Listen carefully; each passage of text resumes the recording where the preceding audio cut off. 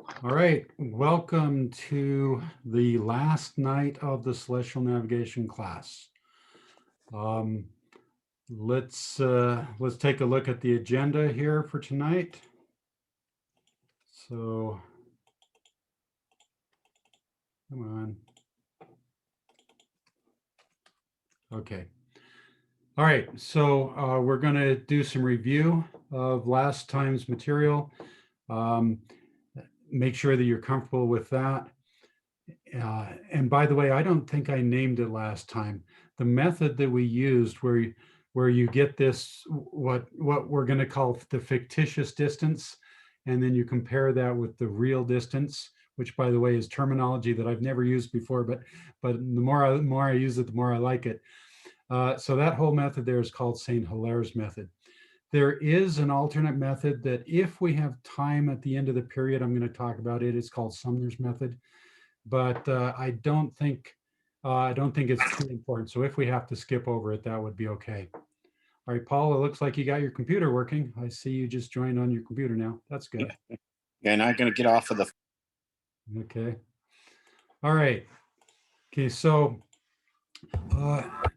the other things that is very important that we talk about are noon sunshots.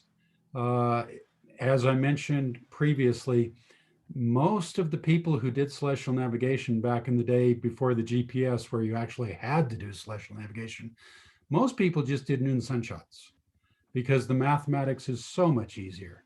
Now you can only do it once a day, which is kind of a problem, but it is a whole lot easier. So we'll definitely do noon sunshots, and also moon shots. They're a little bit more complicated, so we're going to talk about those, and then Polaris shots. And then if we have time, we'll talk about the Sumner's method, but if not, it won't be a major loss. Okay, so let's do a little review here. So before I turned on the recording, I was talking with you guys privately.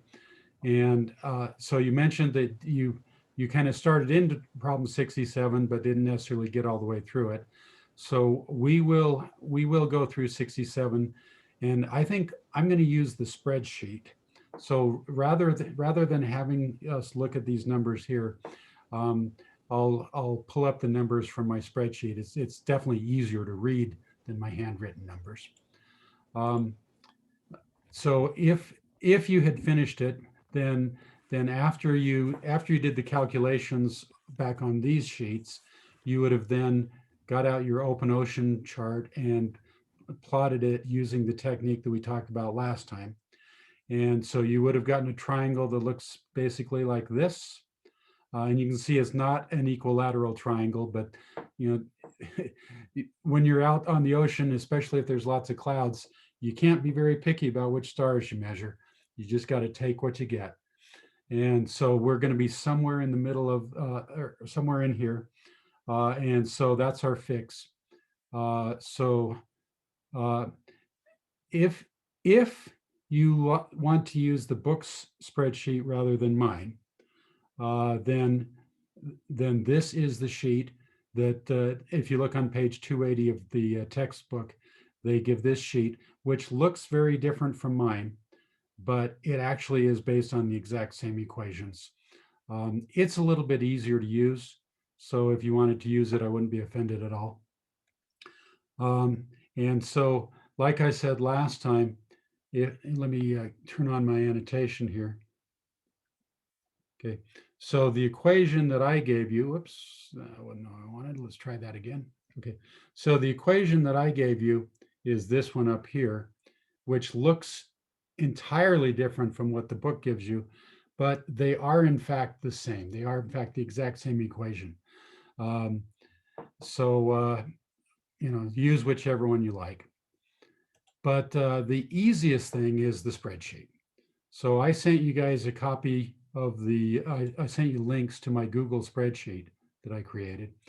And so here are the results for one of them. Let's see, which one is this one? This would be, okay, yeah, so this is for Fomalhaut. Now, with the spreadsheet, the only things that you need to enter are the numbers in the squares that I've made yellow here. And And then right here is where it gives you the information you need so you can plot it on the open ocean chart. All these numbers you see down here, the spreadsheet does all those calculations for you.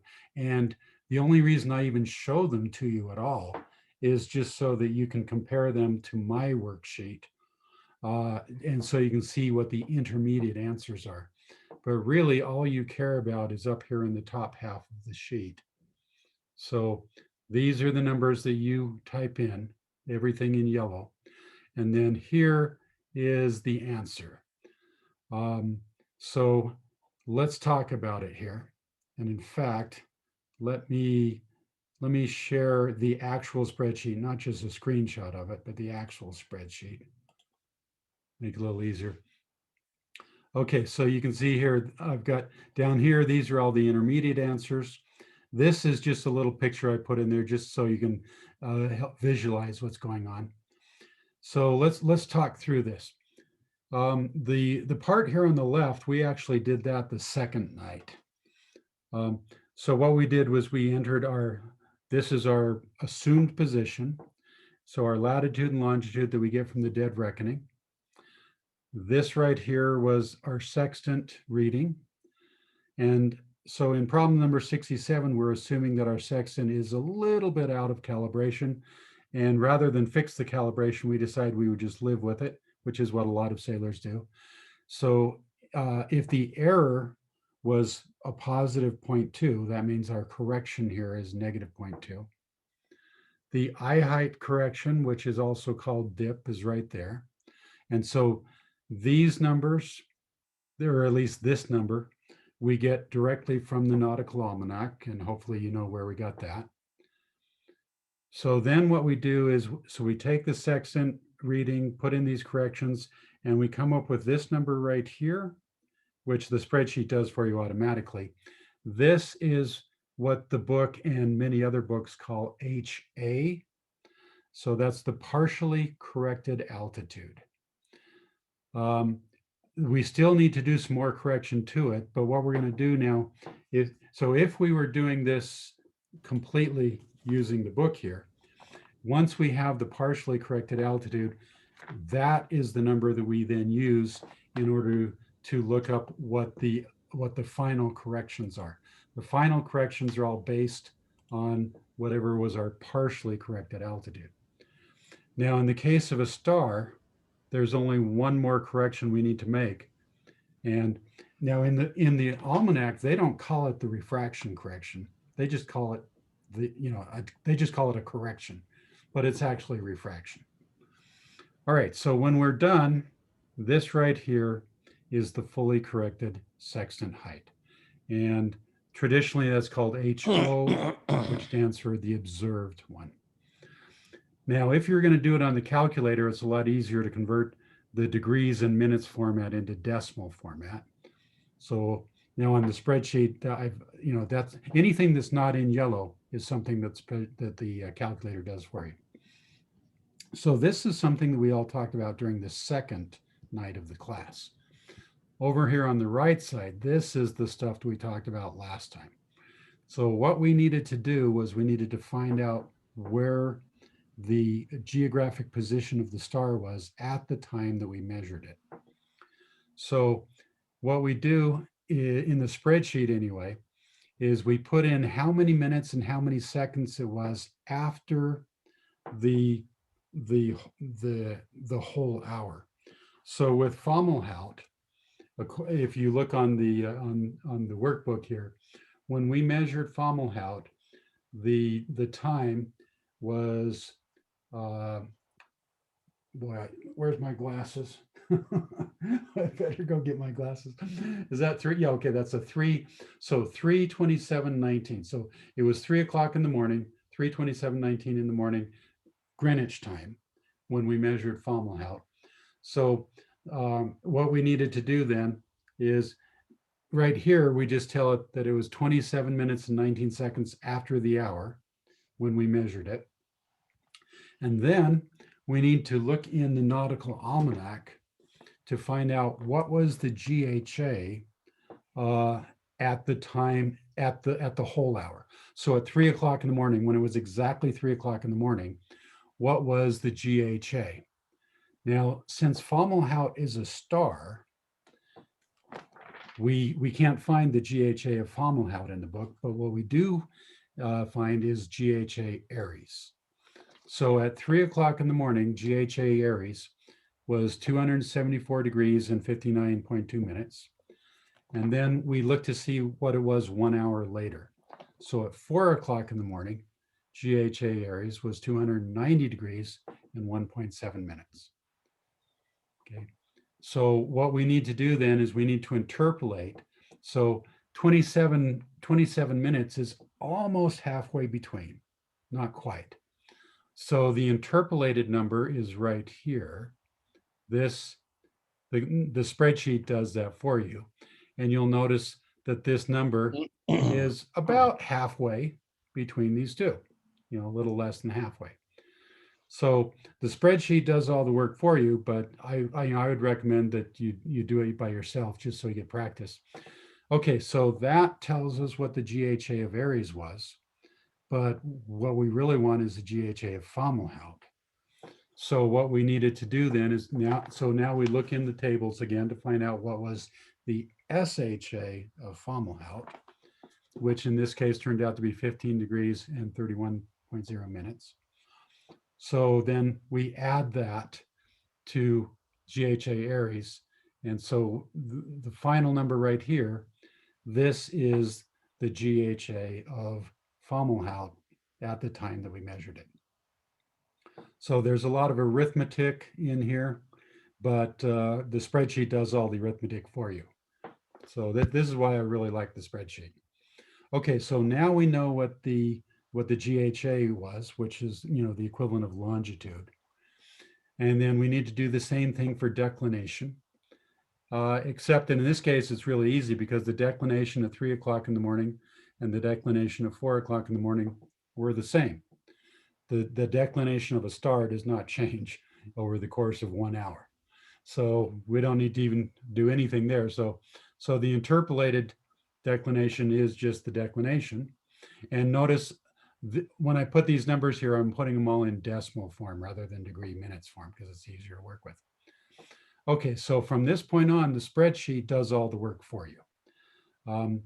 If you're interested in knowing the intermediate steps, down here is where you find, so the spreadsheet will calculate what is your LHA, which is angle A. In the nautical triangle here, the LHA is that angle right there. So that's the distance between your longitude and actually in this case, this is our longitude and the star's longitude. The difference there, that is angle A. And then side B, remember the convention here is if it's a lowercase letter, then that's the side of the triangle. So side B right here is just the celestial object's latitude or declination, 90 minus that gives you B. And then C here is this guy right here, which is 90. Actually, in this case, because the boat is below the horizon, so when we do 90 minus it, we put minus a negative number actually becomes positive. Okay, so then these numbers right here, these ones, these are the various parts of the nautical triangle. And if you're using the spreadsheet, you don't need to look at them because it does it all for you. But I put it here just so you can see it. All right, so this right here. So this, actually, let me do that again. Okay, so this number right here, this is this distance here. So this is what we're going to start calling the fictitious distance. So this is where if your assumed position was correct, based on all the information we gave it, this is the distance in degrees between where the star was when we measured it and where we thought we were when we measured it. Now this is in degrees. And so what we're going to do then is we're going to convert that into nautical miles by multiplying it by 60.4. But this is the fictitious distance. Now, what we really want, so now what we're going to do is we're going to look at what was the real true distance. Well, we get that from our sextant. So this right here was the fully corrected sextant angle. And what we really want is the zenith angle. So the zenith angle then is going to be 90 minus that. And so the zenith angle tells us what is our real true distance. So here is our fictitious distance in degrees, and here is our real true distance in degrees. So if we convert that into nautical miles by multiplying by 60.04, so then this is our fictitious distance in nautical miles. This is our real true distance in nautical miles. So whatever the difference is between those two, that tells us how far we need to go from our estimated position to the line of position. So in this case, you can see that the fictitious distance is greater than the real true distance. So that means the LOP is actually closer. So remember, the LOP is actually a circle of position.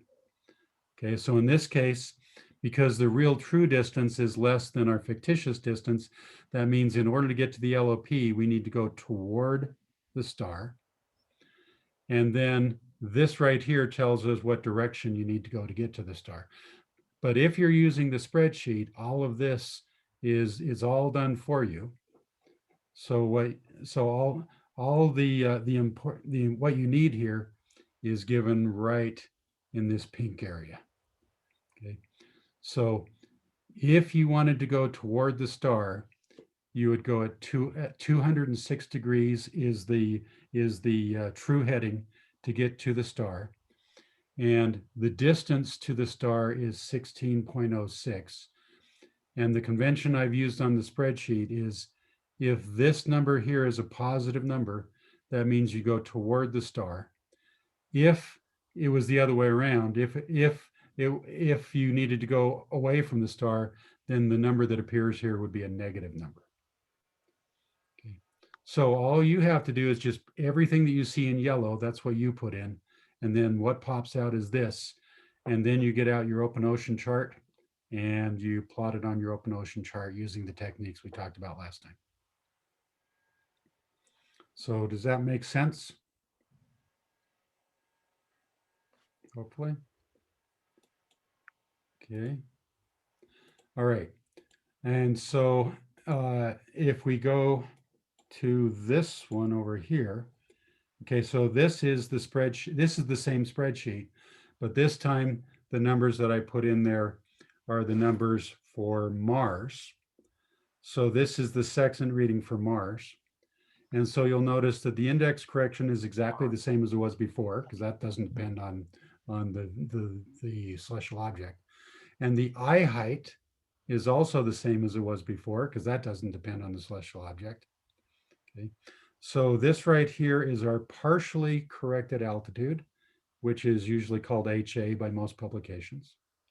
So we're going to use this, and we're going to look in the nautical almanac to find out what are the corrections we need. So the nautical almanac is going to tell us that the refraction correction is negative 0.6, although it doesn't call it refraction, it just calls it the correction. And then the nautical almanac, then we look at, because this is Mars now, so we do have to correct for parallax. So when you look in the nautical almanac, it'll tell you additional correction, and that's the parallax. Okay, and so there we go. So same thing. So again, this is our final corrected altitude. So we go through the exact same process. So right here is we tell it how many minutes it was after 3 in the morning when we measured it. And then, so this then is what Mars's GHA was at 3 o'clock in the morning. This right here is what it was at 4 o'clock in the morning. And now this time you can see we're a little bit more than halfway. So if you look at the interpolated number here, you'll see that it is in fact a little bit more than halfway between these two. Okay. And so now we don't need SHA this time because it's not a star, so SHA doesn't apply. So there's the GHA of Mars at the time that we measured it. Do the same thing for the declination. Now notice this time the declination does change. Not by very much, but it does change. Okay, so for the stars it doesn't, but for everything else it does, but not a whole lot. And so then again, the spreadsheet will do all the work for you. And so the direction to get to, if we wanted to drive directly to the GP of Mars, we'd go on a heading of 233.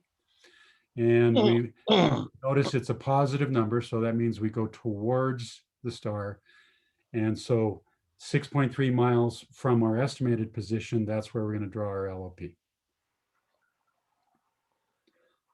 Okay. So does that make sense? So then, okay, so then when we do this, let me go back to here. Okay, there we go, this one. All right, so when we do it, we get our two LOPs, and then this is the fix right here. So we have the one. Okay, well, yeah. So you just use the techniques we talked about last time on the open ocean chart, and there's our fix, and then we read it off, and there it is. Okay, so there's lots of steps, but if you follow through them, you'll end up with the right thing. The book does a really good job of explaining it. So you've got a couple different resources. You've got my explanation, you've got the book's explanation. So just sit down and work through the problems, and after you've worked through several of them, I think they'll make sense. So you okay with that? All right. Okay, let's move on to noon sunshots then. Can I ask you a question first? Yeah, definitely. Okay. I don't think I'd gum it. I don't know how well you can see that, but that's my Okay, hang on a sec, and I want to make that a little bigger there. Okay, so I can see. Okay, all right. So this was when you used the sextant at the marina. Okay, that's you might think that that's not a very good fix, but remember you're using a Davis Mark III here. So that's actually pretty darn good.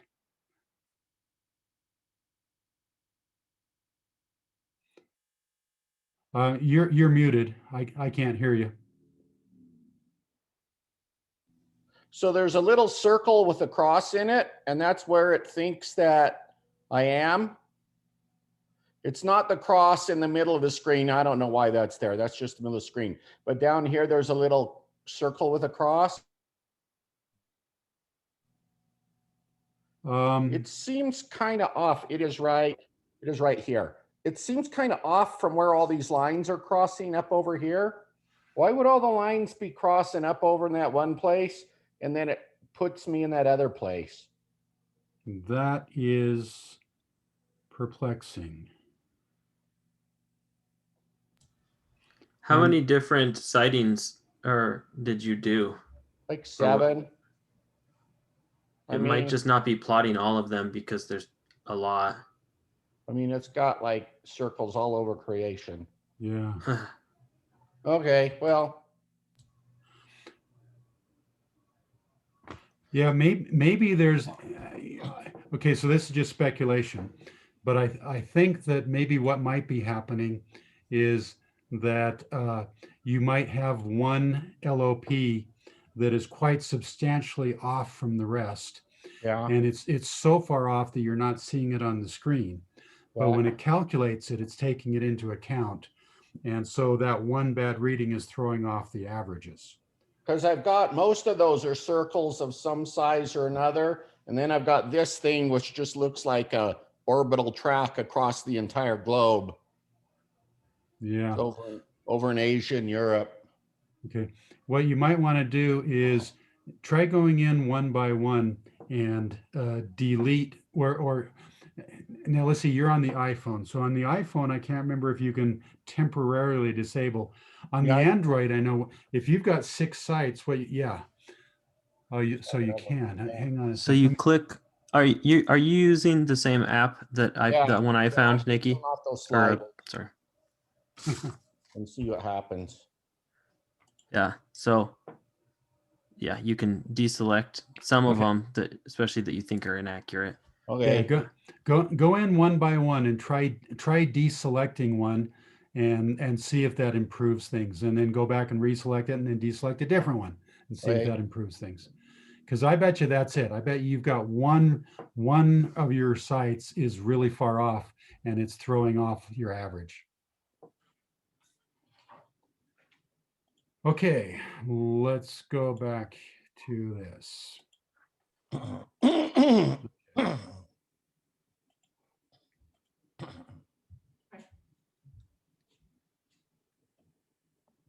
All right, noon sunshots. Okay. I think you're going to find that noon sunshots are pretty easy to do. Like I said before, this is the one that people actually used the most back when they had to do it, just because it is quite simple. So here's the deal. Let's suppose that you measure the altitude of the sun when the sun is exactly south of you. And now hopefully you're going to ask yourself, well, how do I know that it's exactly south? Well, you'll find out in just a few minutes. But for right now, let's just assume that we have some way of magically knowing that, okay, right now the sun is exactly south of us. So hurry and measure the altitude of the sun right now. Okay, so let's suppose that when you do that, the altitude that you get is exactly 63 degrees. So we're going to work with nice integer numbers in order to keep the math simple. Okay, so now we're going to get out our nautical almanac, and we're going to look to see what was the sun's declination and GHA at the instant when it was exactly south of us. Okay, so let's assume that we do that. And let's assume that when we do, it tells us, let's switch to here. Okay, so it tells us that the declination, which is the latitude, right? The declination of the sun was exactly 12 degrees north at that instant. And the GHA of the sun, which is essentially its longitude, was exactly 149 with no minutes to worry about. We've got nice integer decimal or nice integer numbers, which of course will never happen. So if that was the case, what was our latitude and longitude? So let's start with our longitude. What do you guys think? Just gut feel.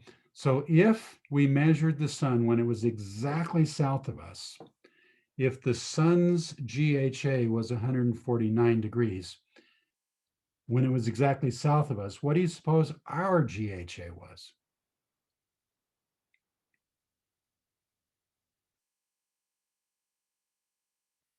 Well, how about this? If it's exactly south of us, does it not make sense that the sun's GHA and our GHA have to be the same? Because if it's exactly south of us, then we're on the exact same meridian. So this becomes very, very easy. Whatever the sun's GHA was, that is our GHA. Okay. And remember that if you're in the Western hemisphere, if the GHA is less than 180 degrees, then that is your longitude right there. So our longitude is 149 degrees. Now, if the GHA is more than 180 degrees, that means the sun has gone past the international dateline and it's over on the eastern hemisphere. Well, that's not that much harder. Then we just have to take 360 minus the GHA, and that'll tell us how many degrees east. But in this case, it's in the Western hemisphere. So that means the sun's GHA is the same as our GHA.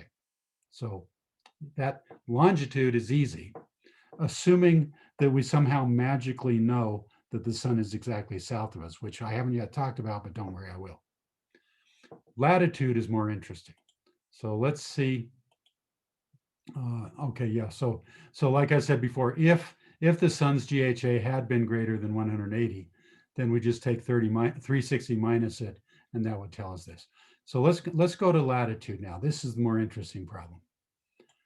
Okay, so here's the deal. Remember that the zenith angle, which is 90 minus the altitude, tells you what is your angular distance from the GP of the sun. So if the sun was right here, every time I switch slides, I have to turn off annotation and I have to go turn it back on again. So when we looked in the Nautical Almanac, we found out that the sun's declination was 12 degrees north at the instant that we measured it. So if the star's altitude here was 60, what did I say? Was it 63? Let's see. Yeah, okay, so 63. Okay, so let's go back to here again. Right. So the sun's altitude was 63 degrees. So that means that the zenith angle here is 90 minus 63, which is 27 degrees. So if this angle here is 27 degrees, that means that this angle here is also 27. And if this angle here is 12, then that means that our latitude is just the sum of those two. So our latitude is going to be whatever 12. Boy, that yellow just doesn't show up as well as I would like. Let's try that again, black. Okay, so if this here is 27 degrees and this here is 12 degrees, so whatever 12 plus 27 is, that will be our latitude. So I'm thinking that's 39 degrees is what we want. So you see how the mathematics is very, very simple. And so now hopefully you can understand why it is that everybody likes noon sunshots, because they're so much simpler than star shots are. If you guys agree, give me thumbs if you agree that that makes a lot of sense. Yeah, that makes sense. Okay, now it gets a little bit messy because you're never going to have nice integer degrees. They're always going to have minutes and seconds there. So let's see. Okay, so let's skip down here. Okay, so before we do the same problem where we don't have integer degrees anymore, let's answer the question of how is it that you know when the sun is exactly south of you? That's that's not obvious, or at least to many people it's not obvious. So here's how it works. So imagine that you're standing and you're looking to the south. All right. So the sun, so if it's March 30 or March 21st or September 21st, the sun is going to come up exactly east of you and it's going to set exactly west of you. Now, if it's any time, in the winter, then the sun's going to come up a little bit more to the south. And if in the summer, it's going to come up a little bit more to the north. But it always follows the same pattern regardless. If you measure the altitude of the sun in the morning, you get this. And then a little later, you get this. A little later, you get this. And so there will be a time when the sun will reach the highest point that it ever gets. And then if you keep on measuring the altitude of the sun, you're going to see it starts getting lower and lower and lower. Okay. So all you have to do then is just measure the sun repeatedly. And so go out a little bit before noon and measure the altitude of the sun, and then keep on measuring it, and you'll see that it's get bigger and bigger and bigger. And then you'll see that it reaches a point where the number stops getting bigger, and it'll stay at this max reading for a couple minutes. And then if you keep on reading it, then you'll see it starts getting smaller and smaller. Okay, so the trick then is to find out what time did the sun reach its maximum altitude. Now, it is a little bit tricky there. Okay, so Paul is saying that today it was at 124. Okay, good. Right, so That's what my app says. Okay. Now, because the sun stays at that maximum altitude for a couple of minutes, that makes it a little bit tricky because you need to know exactly when it was south of you, not just approximately south of you. So there's a little trick that that you can do that's actually not that complicated. What you're seeing right here are some numbers that I had some of my high school students do. I had them measure the altitude of the sun starting at 10:30 in the morning. So at 10:30 in the morning, they measured the altitude of the sun and they got a number that's a little bit less than 28 degrees. Then a few minutes later, they measured it again, and a few minutes later, they measured it yet again. And then up here, it looked like it had reached its maximum, but then they started getting a little bit bigger. And so what we're actually seeing is noise. We're seeing that they're measuring something multiple times, but they're not getting the same number multiple times. So it's just, this is measurement error, which is something that you are going to have to deal with. Because remember that you are going to be on a boat, and this boat is going to be going up and down. And so you are going to have a little bit of measurement error. So what you want to do is you don't want to just look at this number that's the highest number there. You need to be a little bit more sophisticated in how you determine it. So let's look at a slightly zoomed in version here. Okay. So you might be tempted to just say, well, let's take this one right here and call it good. But then you say, well, what about this other one here? That one could have been it too. So here's the way that I do it. I use this shape here. Let me, I need to turn annotation back on again. What I do is I use this shape, which if you remember from your math class, this is called a parabola. Okay. Rather than looking at here, I look at the entire parabola, and I use the entire parabola in order to answer the question of when did it reach the maximum. And so here's how I do it. If it will let me here. Okay, there we go. So what I do is oops, okay, now my thing is kind of taking off on its own here. There seems to be a little bit of a delay on my computer. Okay, now stop. Okay, here we go. All right, now hold still here, computer. All right, so what I do is I find some point where the parabola is at this line, and then I draw a horizontal line over here, and I say, okay, so I've got the left and right edges of my parabola at this particular height. And then what I do is I calculate what is the midpoint. So let's say that this here is 6, and this right here is, let's say that is 12. And so the midpoint is going to be 9, right? So this is a calculated number. And so I draw the midpoint there. But then I don't just stop. I do it a second time. So let's get my second one in here. Okay. So what I do then is I come down to a different height, and I say, okay, here's where the parabola reaches that height on the left. Here's where the parabola reaches that height on the right. And again, I calculate what is the midpoint. And then I do it a third time just because I like to be precise. Okay. So if I do it a third time, come on, why is this not cooperating here? Okay, there we go. There's our third time. Okay, so now what I have is I have 3 midpoints. I have this one, and this one. And then I just average those 3 to get a number to find out that is the time when the sun reached its highest point. So let's go back into here again. Come back. Something funny, I've got a weird lag in my computer here. Okay, so once I've found the midpoint, then I come down here and read whatever it was. And so that tells me what time it was when the sun was exactly south of me.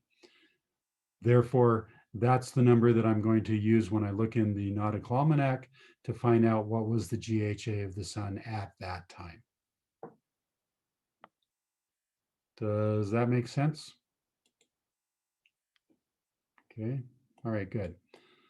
All right. So now that we understand conceptually how it works, let's go in and let's do one that's a little bit messier here. Let's do one where the numbers are not nice integer numbers. Okay. Right. So here's an example that I'd like you guys to take a little bit of time and get out your calculators and let's see what you come up with. All right, so we're going to assume here that the sun's altitude, after we've corrected for all the errors we have to correct for. Remember, you still have to do that. You still got to correct for eye height. You got to correct for index. You got to correct for refraction. All those fun things. So after you've corrected for all those things, the altitude, the maximum altitude that you got in, the highest point on the parabola was 39 degrees and 21.1 minutes. Okay. And so when you look it up to find out what was the sun's declination and the sun's GHA at that time, so this right here was the sun's declination, and this right here was the sun's GHA. So first question, what is our longitude? Let's do longitude first because that one's the easiest. So hopefully you guys agree that the sun's GHA is going to be our GHA. But in this case, you see that the number is greater than 180. So that means the sun has gone past the international date line. So that means the sun is in the Eastern hemisphere, which means that we are in the Eastern hemisphere. Okay. So if I want to convert from GHA into longitude, what would our longitude be?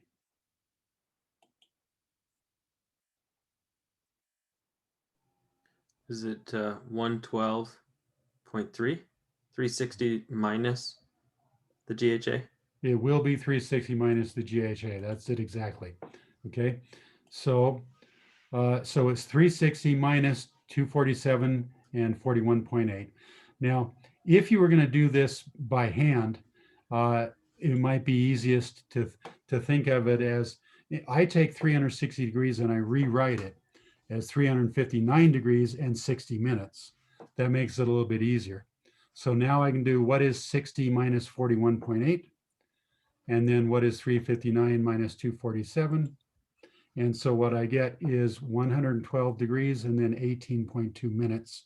Now it sounded like you did yours in decimal, which is perfectly okay. But if you're going to put it in degree minutes forms, okay, so that's our longitude, 112 degrees and 18.2 minutes, and we're in the Eastern hemisphere. So that one, I hope you agree, is easy.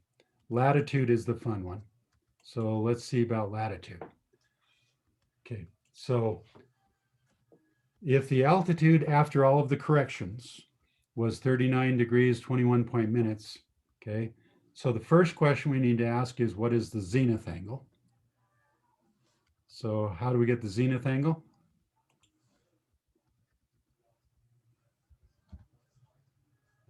That's just going to be 90 minus whatever the sun's altitude was. And so again, what I recommend is, instead of writing it as 90, I recommend that you think of it as 89 degrees and 60 minutes. That makes it a little easier here. So then the degrees are going to be whatever 89 minus 39 is, and the minutes are going to be whatever 60 minus 20.1 is. And so when you do that, so you'll get a zenith angle of 50 degrees and 38.9 minutes. That's the zenith angle. So that tells us how far north of the sun's position we are. So what we need to do then is we need to look up in the nautical almanac to find out what was the declination of the sun at that time. So if the nautical almanac tells us that the declination of the sun was 13 degrees and 26.9 minutes south, what is our latitude? Okay. So what I recommend that you do here is I recommend you draw a picture. Because sometimes you're going to add and sometimes you're going to subtract. It depends. If you draw the picture, then I think it's plain. So the sun is south of the equator. So 13 degrees, 26.9 minutes south of the sun is that. So this angle here is 13 degrees and change. The total angle is 50 degrees and change. Our latitude is this one piece right here. So if this is what we're after, hopefully you can tell by looking at the picture, is we're going to take the 50 degree and change number. And because the sun is down here, we're going to subtract rather than adding. So whatever 50 degrees and change is minus 13 degrees and change, that will tell us what our latitude is. So the fact that we don't have nice integer numbers makes it a little trickier, but not that much. So our latitude is going to be 37 degrees and 12 minutes north. Now, I have made arrangements with the people that run the sailing school, Bonneville School of Sailing. I don't run it. I'm just affiliated with them. And I asked them if it would be okay with them if we borrowed a boat sometime in May, some Saturday in May, and go out around noon and actually do this for real. And so, yeah, they said we could do that. And so that's what I would propose that we do. How does May 1st sound to you guys? Saturday, May 1st. So that's not this coming Saturday, but the following Saturday. Does that work for you? If not, we can do it on another day just as easily. I think my wife is graduating then. Let me ask her. Okay. Because I can be flexible. Pretty much any Saturday in May works for me. Yeah, any Saturday in the first half of May definitely works. First half. Of May. Potentially second half. I mean, for Okay. me, my wife is graduating from a master's program that day, and I kind of need to watch her walk. Yeah, Sorry. that is kind of important. So May 1st is out then, right? Okay, so how about May 8th? That's good for me. Okay. Good for me. All right, so let's plan on that, and I'll send emails to all the rest of the people who are not here today. And what we'll do is we'll meet at the Provo Marina. Now remember, local noon is going to actually occur for us sometime around 1 o'clock. We'll have to do the math and figure out exactly what time it's going to be. But because of daylight savings time, it's off by an hour from what you would think it should be. So we'll meet at the marina early enough that we can take several measurements while the sun is still rising. And then when the sun reaches its peak, we'll take some more measurements. And then we'll keep on taking measurements as the altitude is starting to go back down again, because I want to have a nice parabola. It's important to have a complete parabola so that you can find the midpoints using that technique that I talked about. So we'll have to be out on the water for maybe an hour and a half in order to do this. But the best way to learn it is just sit down and actually do it. And I think you guys will find that it's not that bad. So let me make a note of that. So May 8th is the date that we'll plan on. Okay. Now, let's start with some fun stuff. So what I'm going to tell you now is stuff that you don't need to know, but I think it's comes in really handy. This chart is called an analemma chart. Have any of you guys ever seen an analemma before? Nope, new to you? Okay. This is a great chart because if you don't want to carry around a nautical almanac, if you want to just keep things simple, this one piece of paper can give you all of the information that you need so that you can do noon sun shots and you can calculate your latitude and longitude anywhere in the world, northern hemisphere, southern hemisphere, with just your sextant and this one piece of paper. Now, you won't get the same amount of precision that you would get had you used a nautical almanac, but it'll certainly be good enough for emergency use. So I have a copy of this paper that I've laminated, and I keep it in my sextant case. So so that's all I really need to navigate anywhere in the world is just this one piece of paper in my sextant. So here's how it works. This chart can be used to tell you what is the declination of the sun on any day. So let's suppose it's April 25th. So you see how as you go around the chart here, you've got the months and you got the days. All right, so we got September, October, November, December, so forth. All right, so here's April right here. And so April 25th would be this point right there. So if we then go horizontally over to here, okay, what we see is that we are at about 13 degrees. What that means is the declination of the sun on April 25th is about 13 degrees. Okay, and so so that's the one piece of information we need. And so we can then figure out what our latitude is just using this. But I'd like to do longitude as well. Okay, so we can get longitude by using something called the equation of time. So let's talk about the equation of time and what that means. Okay, so hopefully you guys recognize that the key to finding longitude is knowing what time it is. In fact, one of you, I think, was telling me about that book that you read about the Harrison clock. Was that one of you guys that was telling me about that, or was that Keith? Maybe it was Keith.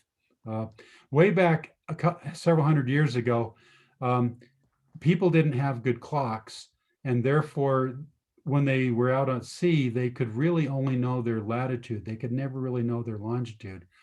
And so they offered a huge sum of money to whoever could come up with a good clock. And so a guy named Harrison came up with a clock, and that was the key. Once they had that, then they could figure out your longitude. So time is the key.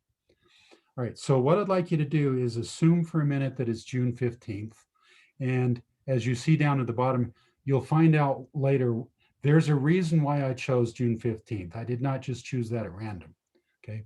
So let's assume that it's June 15th for reasons that you don't really care about right now. Local noon that's when the sun reaches its highest point. Okay, that's when we say that local noon has occurred. And local noon does not occur exactly at 12 o'clock every day. In fact, even if you were at Greenwich, I mean, a lot of people think that if you were sitting right on the prime meridian, if you were in Greenwich, England, at the observatory, a lot of people think that local noon, which is when the sun reaches the highest point, would occur exactly at 12 o'clock every day. But in fact, that doesn't happen because the orbit of the Earth around the sun is not a circle. It's actually an ellipse. Now, the ellipse that you see here is highly, highly, highly exaggerated. If I were to draw this to scale, it would look like a circle. You would have to get out a ruler and measure it to see that it's not exactly a circle. This picture is highly, highly exaggerated. But anyway, because of the fact that the Earth moves in an elliptical orbit, on some days, the sun reaches its peak altitude a little bit before 12 o'clock. And on other days, it reaches the peak altitude a little bit after 12 o'clock because of the elliptical motion of the Earth. And so we call this the equation of time. Okay, so on April 25th, which is the day we were looking at before. Okay, so if we go to the left, we find out what the declination of the sun is. If we go straight up, we come to this thing here that tells us that the equation of time tells us that the sun is running 2 minutes fast on this particular day. What that means is that if we were sitting at the observatory in Greenwich and we were measuring the altitude of the sun and noting when does it reach the highest point, we would find that it reaches the highest point 2 minutes before 12 o'clock. Okay, so that's called the equation of time. Now, if we were to do that on February the 11th, okay, so here's February 11th right here. So you come up here and you see that on February 11th, the sun is running slow, by 14 minutes. So that means if we were at the observatory in Greenwich measuring the altitude of the sun, we would find that that it reaches its peak altitude at 12:14. Okay.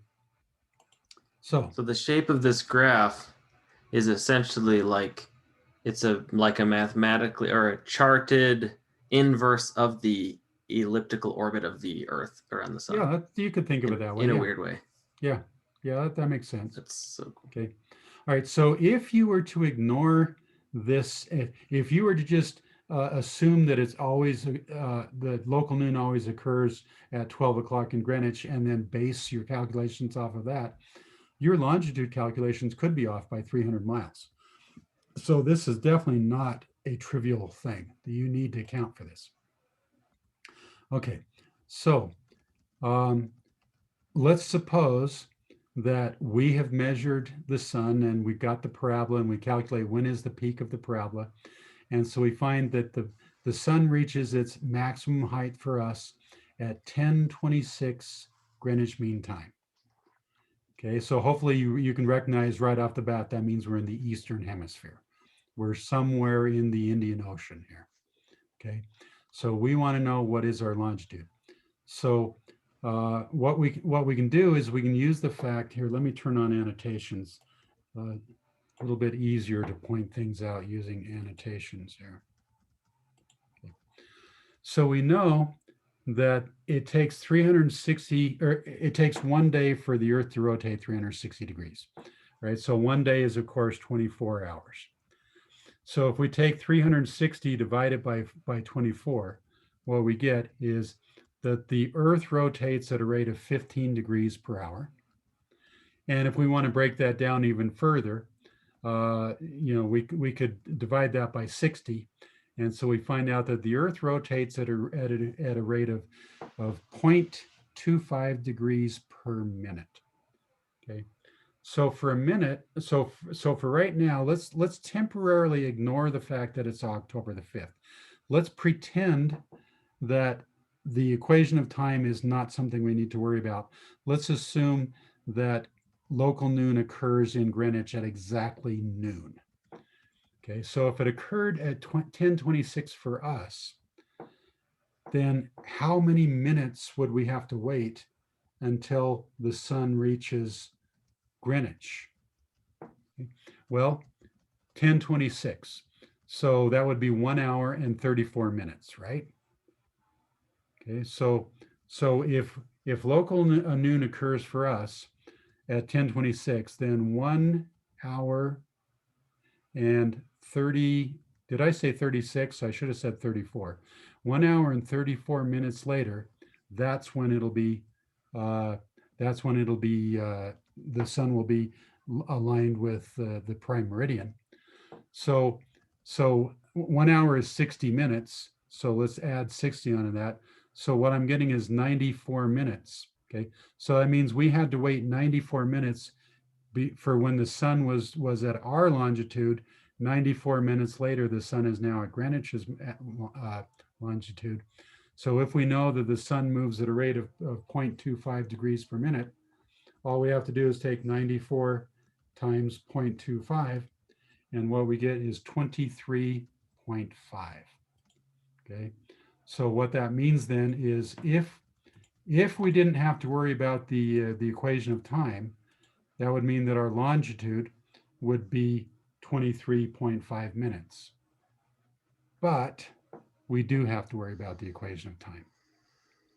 So what we have to do is we have to look on the analemma to find out what is the equation of time on October the 5th. So maybe let's take a minute and let's do that. You probably don't have printed analemma charts. I should have warned you to do that. So, oh, I know, let's go back here. Let me share my screen and let me just go back up here again. Okay, so here's our analemma. Let's get one that doesn't have writing on it. We have one in the workbook. Okay, yeah. So get out the workbook and look at it and find October the 5th. Okay, so it's going to be down in this region right here. And tell me what is the equation of time What, you know, is how fast or slow is the sun running on October the 5th? So this is October in here. There's October the 5th right there. And then, so then go up and tell me what number does it correspond to? Just over 11 minutes fast. All right, so a little over 11 minutes. Okay, so then now let's go back down to here again. Okay, so all right, so 11 is the number that I came up with too when I prepared the slides here. Okay, so that means that the sun is running 11 minutes fast. So that means that if you were in Greenwich, local noon for you would occur at 11:49. So that means that the 93 minutes that we came up with is not correct for us. So that means that the difference between when it was local noon for us and when it was local noon in Greenwich is actually only 1 hour and 23 minutes. So instead of being a 93-minute difference, it's 83 minutes. Okay. So then what we can do is we can say, all right, we know that the sun moves at a rate of 0.25 degrees per minute. So all we have to do is take 0.25 times 83.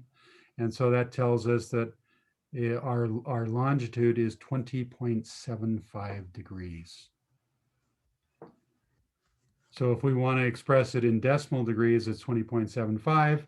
But if we want to put it in degree minutes seconds, we recognize, so we take 0.75 times 60, and that'll tells us 45 minutes. So our longitude then is 20 degrees and 45 minutes east of Greenwich. So that's how we use the equation of time. Now, if we had an almanac, we wouldn't have to worry about the equation of time.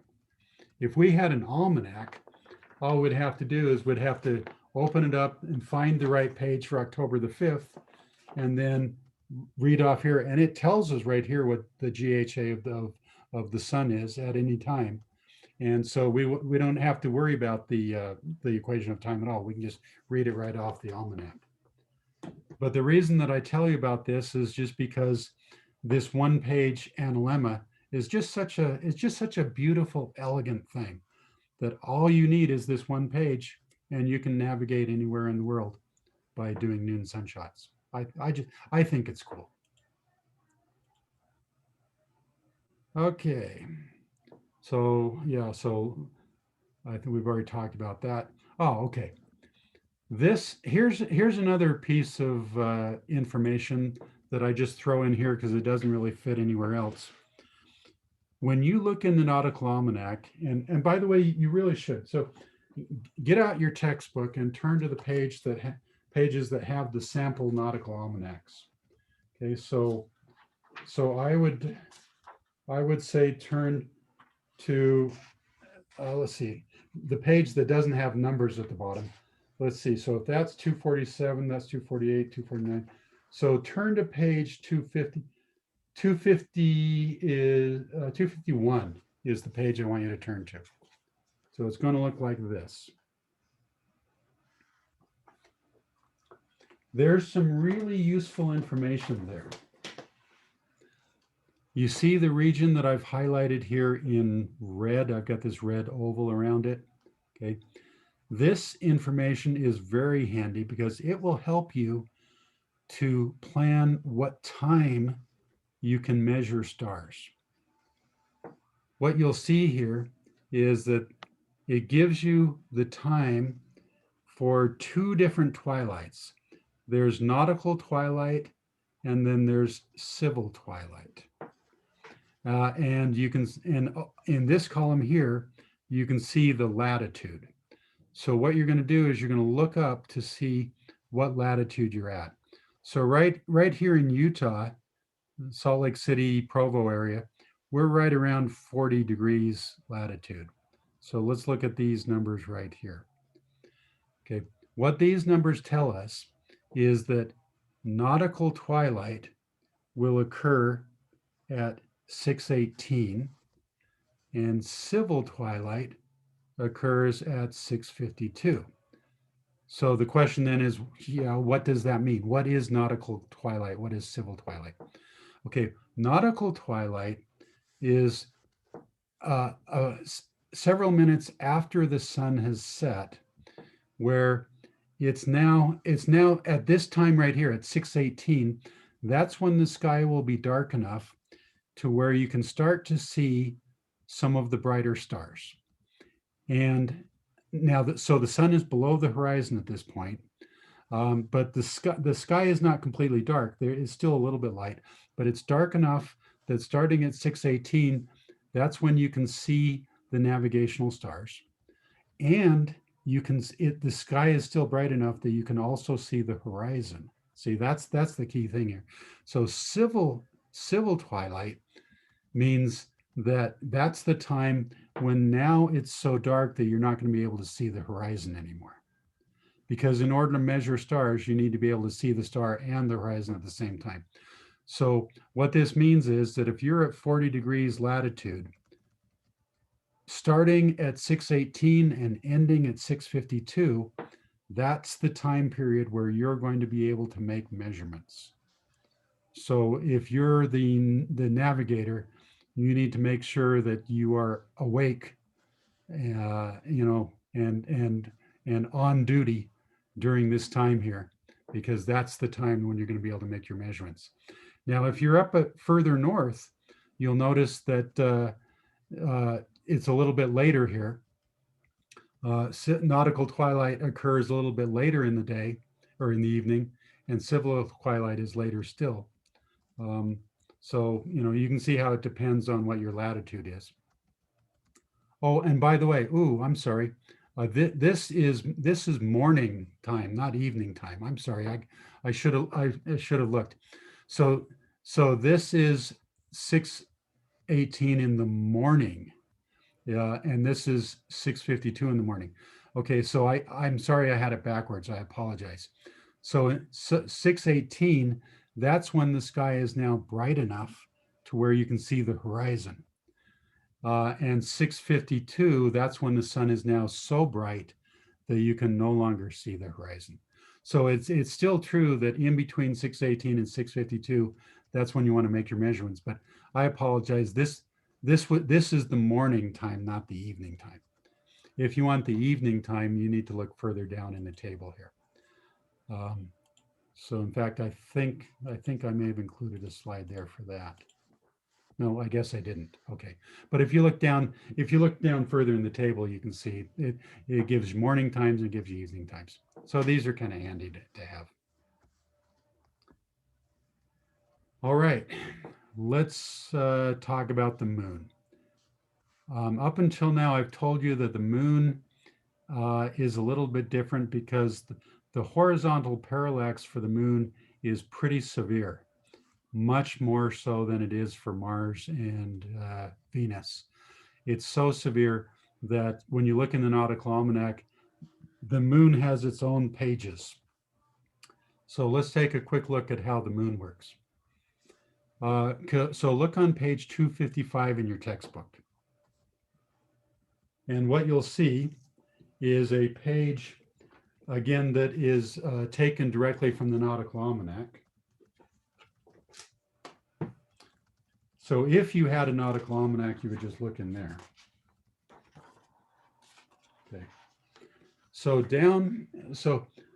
this entire page is just for the moon. The instructions are pretty straightforward. There's just a couple steps you have to take. So the first time you do it, it may not be obvious, but after you've done it once, it's pretty straightforward. So if you look down in the bottom right page, it tells you that there's two parts to the correction. So the first part is you're going to take from the upper part of the table on this page. And then once you've got that, you're going to take that number and then you're going to put it in the lower part. So let me just go ahead and do it. But if you come back here and read the instructions and follow the instructions, then it'll walk you through it. Okay, so let's start off with in problem number 68, that's a moon problem. So we're going to assume that we've measured the moon's upper limb. So remember what that means. That means that for some reason we chose, let's say that the moon is, let's say, a crescent moon like this. So the real moon looks like that, but because the lower part of it is dark, when we bring it down to the horizon, we can't really bring the lower limb down to touch the horizon because we can't see the lower limb as clearly as we would like to. So what we're going to do, instead of bringing the lower limb onto the horizon, we're going to bring the upper limb onto the horizon. So we're going to bring the moon down, and so that the upper portion of the moon here is just barely kissing the horizon. So what we've done is we've measured the moon's upper limb. And so depending on what phase the moon is in, sometimes you're going to need to measure the upper limb, sometimes you're going to need to measure the lower limb. Okay. So let's suppose that the measured altitude was 31 degrees, 33.4 minutes. We've got an index correction that we need to take care of, so we got that there. We've got our eye height, which is also called the dip, so we take care of that. So once we've corrected for those, here is our partially corrected height for the moon. So we're going to call that the apparent altitude. And in most publications, they abbreviate as HA, where A stands for apparent. So this is the number that we're going to use when we look in the tables to find out what additional corrections we need to make. All right, so let's look for the first correction. So where we find the first correction is we go back to the page here that's the sample page from the Nautical Almanac, and we need to look for what the apparent altitude is. So not the measured altitude, the apparent altitude. Okay, so 31 degrees and 30 minutes. So you see here's 15 to 19, we don't want that. 20 to 24, nope. 25 to 28, nope. All right, 30 to 34, okay, that's the range we want. So now let's come down here. So here's 30, here's 31, all right, here's 32. So that means we're in this range right here. So 31 minutes is going to be right about here. So this right here corresponds to 31 degrees and 30 minutes, which is close enough for our purposes. So this number that you see right here, this is called the first correction value. So what we're going to do is we're going to write that down on the sheet, or write it down on a piece of scratch paper or something right now. Okay, so 58.2 is our first correction value. Okay, but now what we need to do is we need to take that number and we're going to use that to find something in the lower part here. Okay, so right here on the sheet, I've written it down here just so I don't forget. So 58.2 is our first correction value. But we need to make the second correction second correction. So in order to make the second correction, what we need to do is we need to look up on the day that we made the measurement. So we go to the daily pages from the Nautical Almanac. So on May the 10th, we look here and we find out, we see a whole bunch of numbers that tell us what is the HP value at various hours through the day there. So this is a number that we're going to need to use to find out what our second correction factor is. So we need to find out what was the HP value at 2100 on May the 12th. Okay, so this is the 10th, so we need to scroll down in the page here to find out what it was at 2100 on May 12th. So if we go down to the bottom on that page there, so here's the 12th. So 2100 is right here. So we look right here and we see that the HP value at for the moon at the time that we measured the moon was 54.4. All right. So far, so good. Okay. So right now, this is basically just cookbook. Okay. So now that we know what the HP value was for the moon at the time that we measured it, we know that it's 54.4. So now we go back to the page that has all the instructions on it. Okay. And the instructions tell us to come to the same column that we were at before. So remember, when the first time we went into this column, we were at the very last column. So in fact, tell you what, let's go back here. Let me clear this one. Okay, so when we came into this page here, if you look at the upper part of the page, you'll remember that we were in the range of 31 degrees and change, right? So you'll notice this is the column that we looked at in order to find out what was our first correction. So we stay in this column and then keep on moving downward in the same column here. And then that will take us to what you see on this next page right here. Okay, so this is the column that we just came from up here. So we come down to here until we get to the number that corresponds to the HP value of the moon on that particular day. So on that particular day, the HP value of the moon was 54.4. So we come down to here and you don't see 54.4, but you do see 54.3 and 54.6. So we know that we're somewhere in that range. Okay. So then what we see here are two numbers here. One of these numbers is going to be the number for the lower limb, and the other number is the number for the upper limb. So you remember what we measured? We measured the upper limb. So that means that the second correction value that we need is going to be some number that's somewhere between 1.7 and 1.8. And so we're going to have to interpolate here. So if our HP value was 54.4, then, okay, so 54.3, 54.6. So I'm thinking that we're closer to 1.7 than we are to 1.8. Okay, so what we're going to do then is we're just going to call it 1.7. So the second correction number that we need for the moon is going to be 1.7. All right.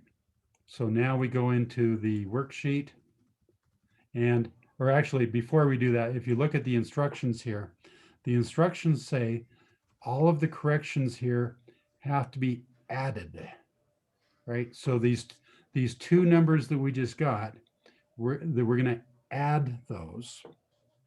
But then the instructions say that if you measured the upper limb, then after adding those two corrections, you're going to have to subtract 30 minutes. Had you measured the lower limb, you wouldn't do that. But because you measured the upper limb, you are going to do that. Okay, so let's see what that gives us. Okay, so the first correction factor that we got was 58.2, and notice we're adding it. And then once we figured out what the horizontal parallax was, we got the second correction factor. So that was 1.7. And again, we added that. And then because we measured the upper limb of the moon, we have to subtract 30. Had we measured the lower limb, we would not do that, but we did measure the upper limb, so we are going to have to correct it. Okay, so now, whoops, I keep forgetting I have to turn on annotation before I can touch my screen. Okay, so now what we can do is we take our partially corrected height and then add or subtract in the appropriate numbers. And so now we have the final corrected height. So you can see that measuring the moon is a little bit more complicated than it is for the other objects. But remember, if you're using your smartphone, you don't have to do any of this. Your smartphone does it all for you. And once we know the final corrected height, then everything that we do over on the rest of the sheet is exactly the same as it was before. The only thing that's a little bit tricky about the moon is coming up with the final corrected height, because we got these additional factors that you don't need to worry about if it was a star or if it was a planet. Okay, so I realize that I went through that kind of fast. But again, you know, as usual, remember that everything we're doing is being recorded. But also remember that the book, it gives you the instructions. If you just follow the instructions, just do what it says, you know, it'll walk you through what you need to do. Does HP mean, is the P for parallax? Yes. Yeah, the H stands for horizontal and the P stands for parallax. Thank you. And because the moon is so close to the Earth, and you know, the moon, you know, remember how I said that the sun, the Earth goes around the sun in an elliptical orbit. Well, the moon does the same thing. The moon goes around the Earth in elliptical orbit. And so this horizontal parallax changes quite rapidly. So yeah, it's something that you definitely cannot ignore. So that's it for moonshots. All right, let's talk now about Polaris. Okay, so you know that Polaris is almost exactly above the North Pole. If you were standing at the North Pole and you pointed your arm at Polaris, you would be pointing almost straight up, but the key word here is almost, because Polaris is not exactly aligned with the Earth's axis. It's darn close, but it's not exact. So, so we need to know how to correct for that little bit of error that it's not. Okay. Now, but before I do this, let's just assume for a minute that it was exactly right. Okay. So on the picture here, my picture shows that Polaris is not actually above the North Pole, but that's just because Polaris is infinitely far away. I mean, Polaris is actually right here. Okay. But since it's infinitely far away, if you are here, if you point your arm at Polaris and you have a friend who is located at the North Pole, and your friend points the arm at Polaris, your arm and your friend's arm will be parallel to each other, because Polaris is actually essentially, as far as we're concerned, it's infinitely far away. Okay, so if Polaris was exactly aligned with the North Pole, then the angle that we measure for Polaris's altitude would be our latitude. We wouldn't even have to do 90 minus it. They just, you know, if this angle right here is 25 degrees, this angle right here is 25 degrees.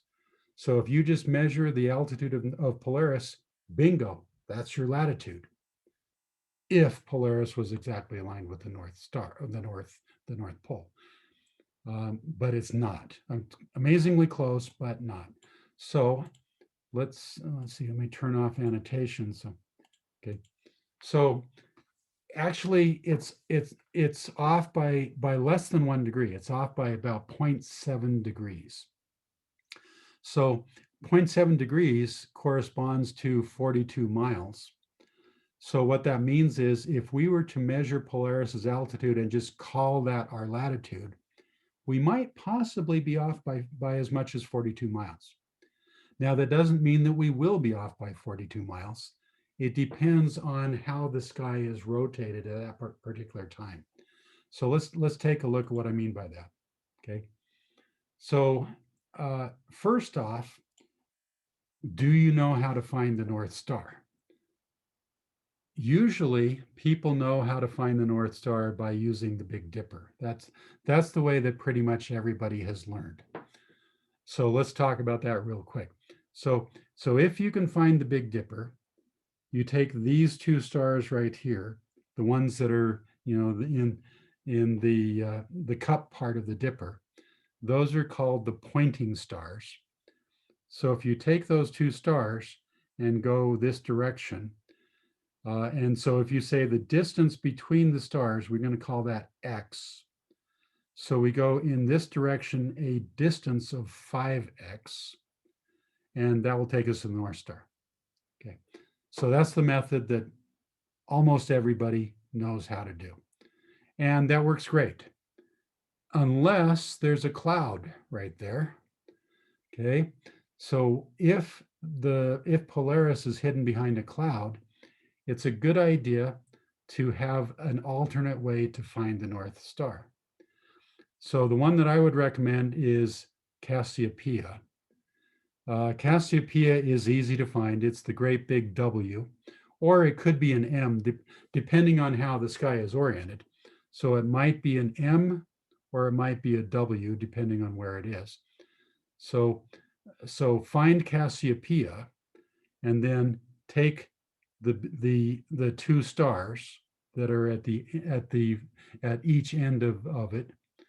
And then if you take the distance between those two stars and call that x, and then go off at 90 degrees in this direction right here, that will take you to the North Star. So these are the two methods that I would recommend that you learn for finding the North Star. And also, the reason I think it's important that we talk about Cassiopeia is because if you take this star right here from Cassiopeia, and if you take this star right here, which is the very last star on the handle of the Big Dipper, if you draw a line between those two, then that line will give you some very important information. So imagine that we've done that. Imagine that we found the Big Dipper, we found this star, we found Cassiopeia, we found this star, we drew a line between those two, okay? And let me enlarge that just a little bit here. Okay, so the North Star, Polaris, is going to be on that line, but it won't be exactly aligned with the Earth's axis. It's going to be a little bit off. And this little bit is 0.7 degrees. And it's going to be off in the direction toward Cassiopeia. So that's the key, is if we draw this line and we recognize that the North Star is actually a little bit off, it's actually a little bit closer to Cassiopeia, and it's somewhere on that line, then that tells us whether or not we need to correct for the fact that the North Star is not exactly on that axis. So here, let's see, I don't think I have a slide for this. Okay. So let me get this straight. So actual north is away from the North Star, away from the direction of Cassiopeia. Well, if you start at Cassiopeia, then let's see, sorry, I keep touching my screen without turning on annotation first. In fact, Then tell you what, here, before let me go back one slide here. Let me go back to this slide here. Okay, and then let me turn on annotation. All right, so the North Star is closer to Cassiopeia. So if you start at the North Star and you want to get to where the real true Earth's axis is, you would have to go away from Cassiopeia. Oh, okay. Okay. All right. So let me get out of presentation mode here. Okay. And let me go back into this screen here. So I'm going to zoom in on this, and I'm going to click on this, and I'm going to rotate this. Okay. So if you go out at night and you find the Big Dipper and you find Cassiopeia, so here's the handle on the Big Dipper, here's Cassiopeia, you draw the line between the two of them. If that line is horizontal, that means you don't need to correct for anything, because so here's the horizon. So the altitude of Polaris above the horizon will be the correct altitude. So if you draw this line in your mind, and if that's a horizontal line, you can measure the altitude of Polaris, and bingo, that is your latitude. You don't need to correct for anything, but only if that line is a horizontal line. Okay. So what do you do if it's not a horizontal line? Okay, so let's take her back to here. Actually, tell you what, let's see what if it comes up like this. Okay, so what if you look at the sky and you draw the line, and the line is a vertical line? So in that case, okay, so remember that Polaris is actually closer to Cassiopeia than the point I'm sorry. Yeah, so let me try that again. So Polaris is actually closer to Cassiopeia than the point that we want. So this is the real true point. This one is too high.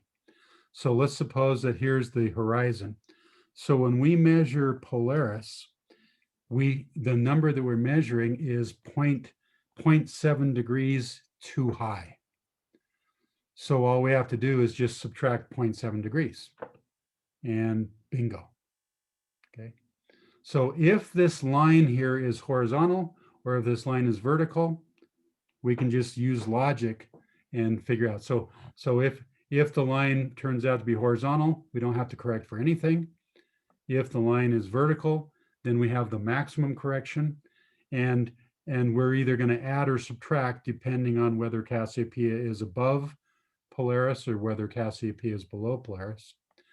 But odds are it's not going to be either horizontal or vertical. Odds are it's going to be somewhere in between. So let's go to this one right here. So if it's somewhere in between, what we do is we just eyeball what we think the angle is. So in our mind, we draw this line in between these two key stars. Okay. And then we say, okay, here's the horizon. And we say, about how many degrees does that look like? So now here, I do math every day. So I can look at this and I can eyeball it reasonably well. You know, I could look at that angle and I say, oh, that angle looks like it's about 25 degrees. Now, if you don't do math day in and day out, then what you might want to do is have a little protractor with you and eyeball it that way. But if you can come up with a reasonably good estimate for what this angle is, then the correction factor is going to be 0.7 times the sine of that angle. Now, Paul, you haven't had trigonometry, so you probably don't know what the sine is. But if you get out your calculator, that TI-30 that you had, if you type in sine of 25, it'll give you a number, and that number that it'll give you will be somewhere between 0 and 1. It'll be a number less than 1. Okay, so if you just type into your calculator what is the maximum possible error, which is 0.7, multiply it by the sine of whatever angle you've eyeballed it to be, then that will tell you what you need to add or subtract in order to correct for the fact that the Polaris is not exactly aligned with the Earth's axis. So does 0.42 sound right? For sine of 25? Let me see. So sine of 25, yep, 0.42. That is the right number. So what you would do then is you take that 0.42 number and now multiply that by 0.7. And so you get 0.2958, right? Okay. So that is the number you need to correct. Now, here's the question. Do you add 0.2958 or do you subtract 0.2958? Well, let's look at it logically. So remember the North Star is closer to Cassiopeia. So if this is the North Star, the point that we really wanted to measure is away from it. So when we measure the North Star, the altitude that we measured is going to be too small. So what we're going to do is we're going to take whatever altitude we measured on our sextant, and we're going to add whatever 0.7 times the sine of 25 is. If the sky looks like this, we want to add 0.7. If the sky was the other way, we would subtract 0.7.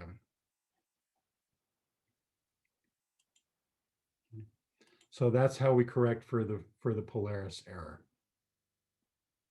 Okay. All right, so let me go back here to full screen again. Okay.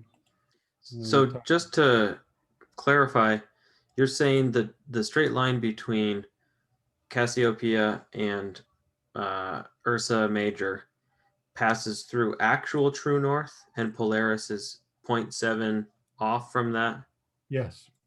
Yeah, that line passes through actual true north, and it also passes through Polaris. Oh. Okay. So both of them, regardless, need to be multiplied by 0.7 times the sine of.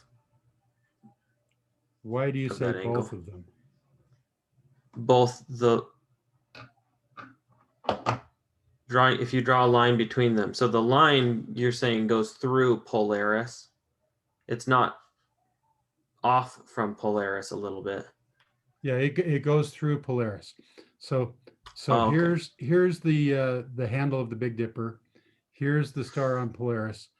The line goes through. So here is true north, and the line goes through that. Here is Polaris, and the line goes through that. So, Oh, now I understand. yeah. Gotcha. So if you got a triangle right here, so the hypotenuse of the triangle is 0.7 degrees. The vertical part of the triangle is 0.7 times sine 25. This is the thing that you need to correct for. So you're either going to add or subtract 0.7 times the sine of 25. Now, this is all, of course, assuming that it's 25. I mean, if the angle is this, then it's going to be 45. You know, if it's this, it's going to be 60, you know, whatever. So you need some way of estimating what this angle is. But you can do that. Okay, so now a lot of people for many, many years navigated using only Polaris. They didn't bother with noon sunshots. They just used Polaris. And they could get from where they were to where they wanted to go using Polaris, provided that the only places they wanted to sail to were in the northern hemisphere. Because if you're down in the southern hemisphere, you can't see Polaris. So forget that. And you know, there are people who speculate that one of the reasons why sailing was much more prevalent in the northern hemisphere than it was in the southern hemisphere is because people in the northern hemisphere had it easy. People in the northern hemisphere, they could look at Polaris and they could figure out what their latitude was just by measuring the altitude of Polaris. People down in the southern hemisphere couldn't do that. Now, that doesn't mean that they didn't sail. I mean, the Polynesians did some amazing stuff with navigation, but they didn't use Polaris. Okay, so the Polaris method may only work in half of the world, but it's a darn useful technique to know. Now, some of you might say, well, but how, if all you know is your latitude, you know, let's suppose the only thing that you ever measured is Polaris. So that means you have no hope of knowing what your longitude is. The only thing you know is your latitude. So let's say that you start off in San Francisco and you want to sail to Hawaii. You're only going to use Polaris as your only means of navigation. So what do? How could you get to Hawaii? Now, you know what Hawaii's latitude is. So you talk to somebody who's been to Hawaii before, and they tell you that Hawaii's latitude is 21 degrees. Okay, and so you start off here at 37 degrees, which is San Francisco's latitude.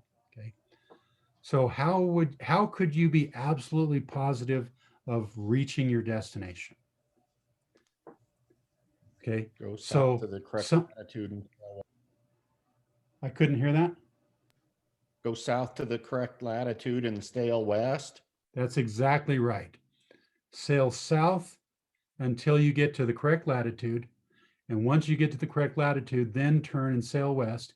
And every night and every morning, measure your latitude. And what you're going to find is that maybe you've drifted a little too far north, so correct that.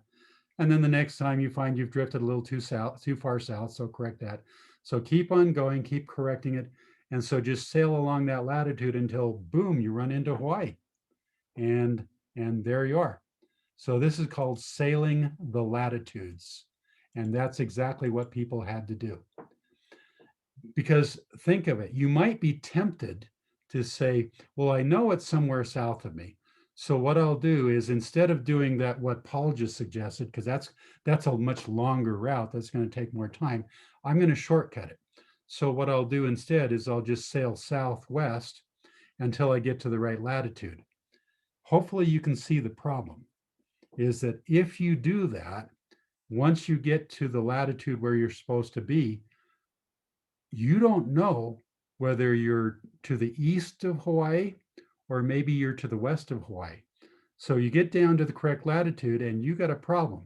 Should you sail this way to find Hawaii or should you sail that way to find Hawaii? You've got a major problem. And if you guess wrong, you might run out of food and water and die. So people didn't do that. So instead of that, people did exactly what Paul recommended. You just sail directly south until you get to the correct latitude, and then just sail west until you hit the island. Now, one drawback with it, well, actually two drawbacks. One drawback is that this distance down here and over there is obviously a greater distance than if you went straight line. So that means it's going to take you more time. You're going to use more food and more water. The other drawback is that the pirates, they know that this is what you're going to do. The pirates know that you're going to come down here and then sail along this line. So if the pirates want to rob you, all they have to do is just sit here and wait. You know, they just go to this latitude and then just sit there and wait until somebody comes along, and they can attack them. So those are the two drawbacks with this method. But other than that, it works fine. Okay, so we have about 12 minutes left. And I'm thinking that 12 minutes is not really enough time for us to talk about Sumner's method. And I'm not heartbroken by that, because Sumner's method is not commonly used. So I'm okay with just Xing that out completely. St. Hilaire's method, that's the method that we use. That's the method that pretty much everybody uses. That's the one where you get the fictitious distance, you compare that with the real true distance, and then you know how far you need to go to draw your line of position. So I'm just going to cut that off, and I'm going to end it here. And let me just open it up for questions here. So we've got 10 minutes left before class lets out. Do you guys have any questions?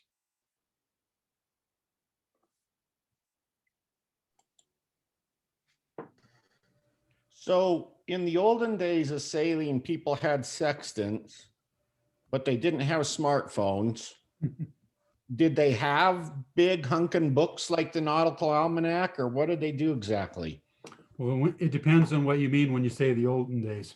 If you go back about 200 years, 200 and 250, they did have books that were basically almanacs.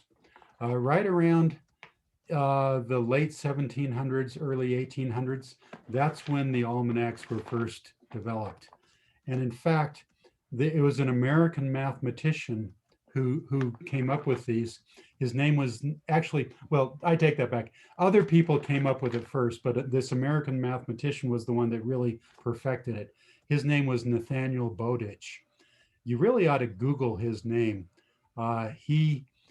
It's a really interesting story, but he's the one that perfected this whole technique. So if you go back 200 years ago, yes, they did have nautical almanacs. If you go back prior to that, yeah, they didn't really.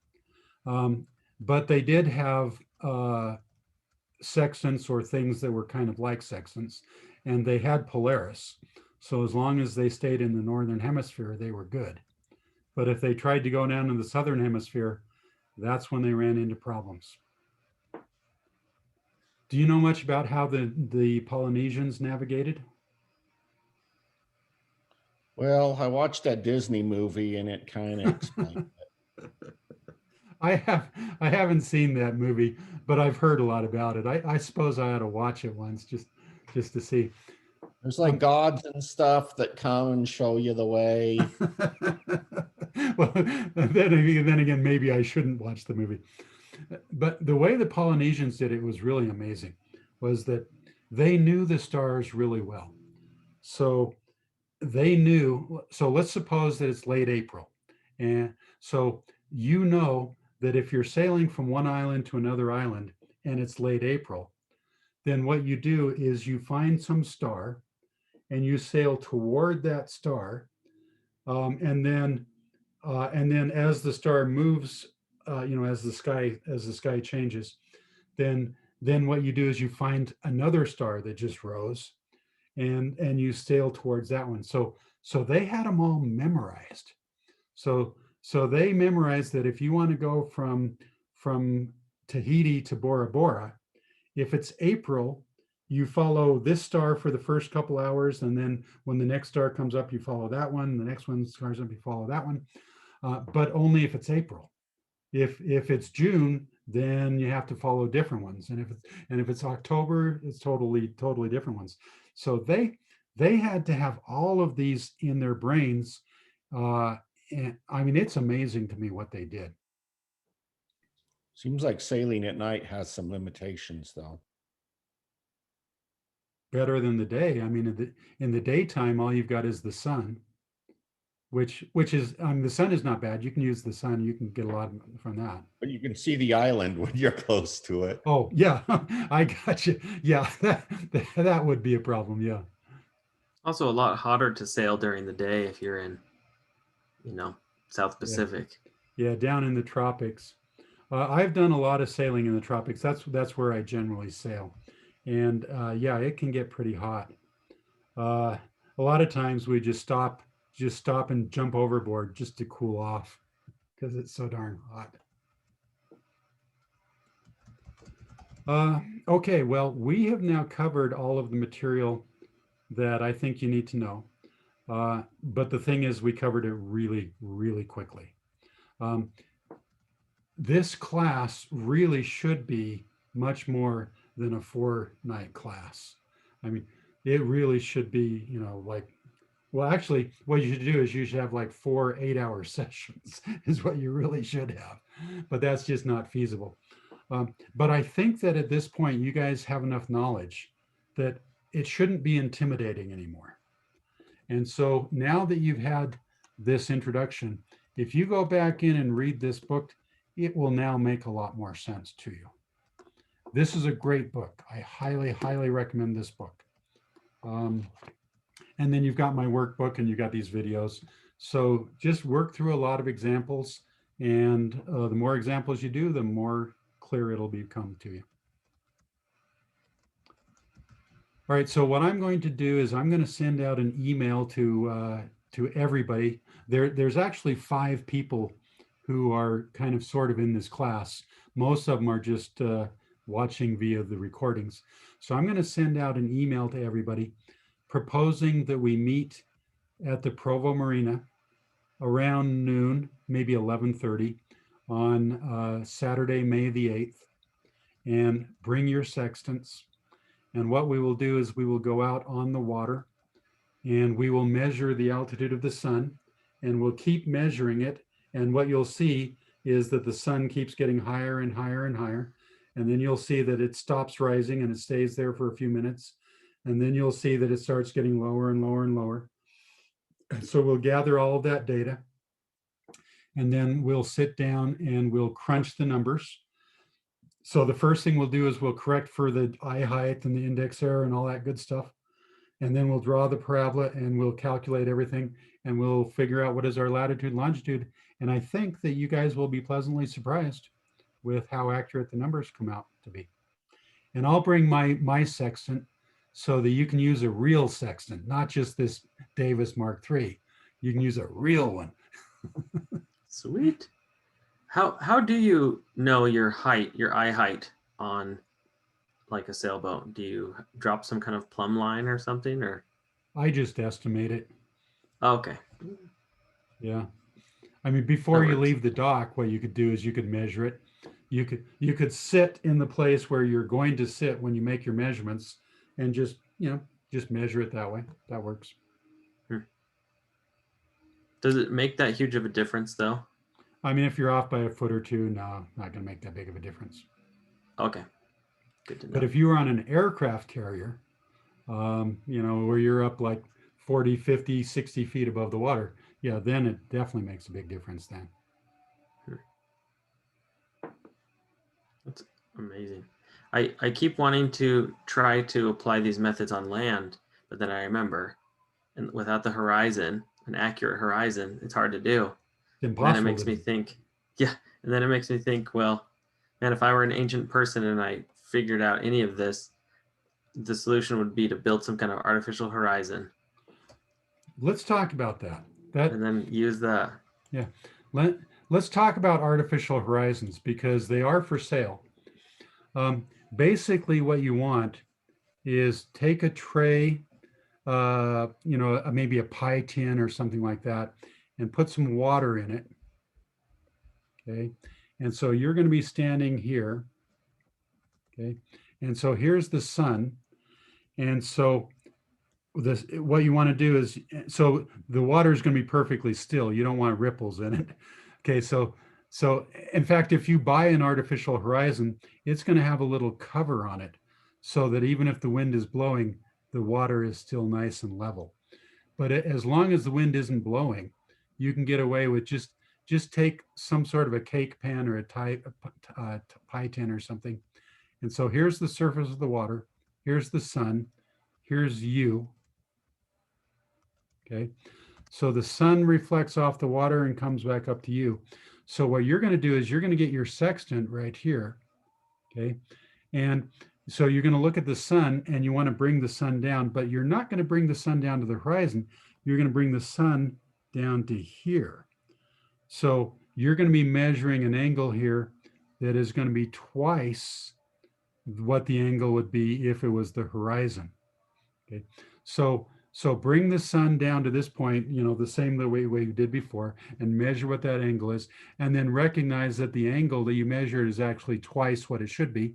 So just divide the angle by, divide that by 2, and you've got it. So Lewis and Clark, obviously, right? When they were doing their journeys, they took a sextant with them, and what they had was a little pan like we talked about. Water isn't your best thing. So what they do is they carried a little bottle of mercury, and they would pour the mercury into a little plate here. And mercury works really well because it's basically a perfectly flat mirror. So what they would do is they would measure the angle of the sun, and exactly like sailors do, they would take a noon sunshot every day. And then they would just take this angle and divide it by 2. And so they were able to find their latitude and longitude with great precision by using an artificial horizon where the liquid that they used was mercury. And by the way, are you aware that they all got mercury poisoning? Because as they stand here making their measurements, they're breathing the mercury fumes. And so one of them actually died from mercury poisoning, and the other one, he didn't die, but he got really sick from it. But yeah, that's how artificial horizons work. They're actually pretty nice. I've done it using water, and so if you measure the sun, it works really well. But if you try it with a star, it doesn't work too well because the reflectivity of the water is not good enough. You won't be able to see the star when you bring it down. Oh, okay. So that's why it needs to reflect super well. Yeah. What if you're able to float a mirror on water? Excellent idea. Yeah. That would work. That would work very well. And you said it's equal to 2 times, it's double the angle, or no? Yeah. So let's say you measure the altitude and you find it to be 40 degrees, but you've used an artificial horizon. Okay. So then don't report it as 40 degrees, report it as 20 degrees. Okay. Okay. Well, it is now quitting time.